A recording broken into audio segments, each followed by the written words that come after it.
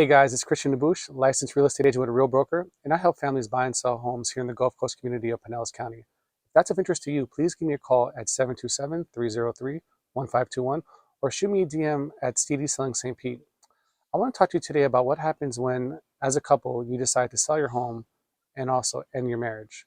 Oftentimes, what I've noticed with family law attorneys is that they're very good at getting, one person off the title in this situation. However, you might be divorced from your partner, you might no longer own the home, but you're both still married to the mortgage.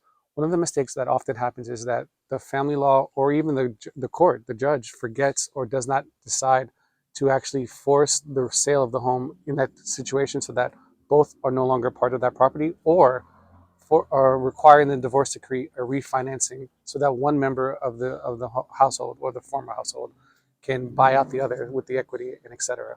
So in that situation, if there's not a decree requiring the sale or the refinance, then even though you're divorced from one another and one party no longer owns the home, you're both still married to the mortgage.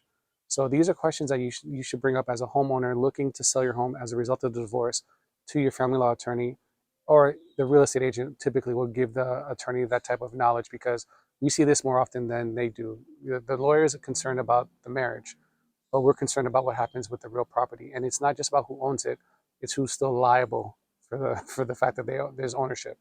So if these questions or concerns are coming up to you and you're in the situation where you may or may not be considering divorce as a reason to sell your home, give me a call, 727-303-1521, or DM at CD Slang St. Pete. I'd love to have this conversation with you at this difficult time.